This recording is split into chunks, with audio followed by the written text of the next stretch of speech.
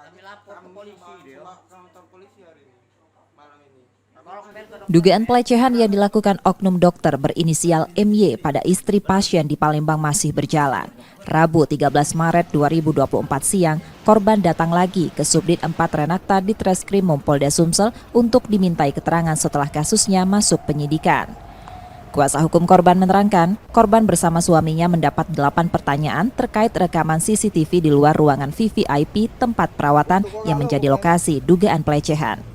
Korban dan suaminya yang saat itu diduga dibius MY di ruangan VVIP selama 30 menit. Sedangkan sebelum mereka, ada pasien yang juga diobservasi pasca operasi hanya 10 menit. Pada waktu menuju 27 menit, MY keluar dari ruangan disusul beberapa menit kemudian korban dan suami yang masih dalam kondisi lemas. Keluarga korban meminta polisi secepatnya melakukan pemanggilan terhadap MY karena sebelumnya tak datang. CCTV di antara itu perbandingan mengenai yang sebelumnya.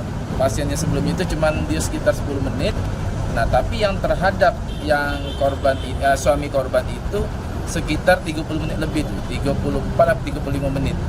Nah, di session itu si perawat itu cuma berada bersama-sama dengan korban dan suaminya itu sekitar 3 atau 4 menit tadi, sekitar 3-4 menit. Nah, dokter di dalam ruangan itu sendiri bersama di saat susternya keluar, dokter itu dan korban dan suaminya itu ada di ruangan itu sekitar hampir 30 menit tadi, 27-28 menit sekian. Si dokter itu kan sudah pernah dipanggil tuh minggu kemarin, tapi dia nggak hadir. Nah, hari ini pun pemanggilan berikutnya itu kalau menurut tadi itu hari ini. Nah, kalau seandainya tetap tidak hadir hari ini atau dalam besok, itu kami mohon agar dilakukan sesuai dengan hukum acara itu dijemput paksa.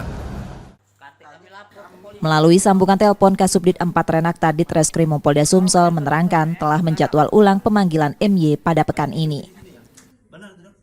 Reski Oktora, Muklas Diferensial, Kompas TV, Palembang, Sumatera Selatan. Video kan?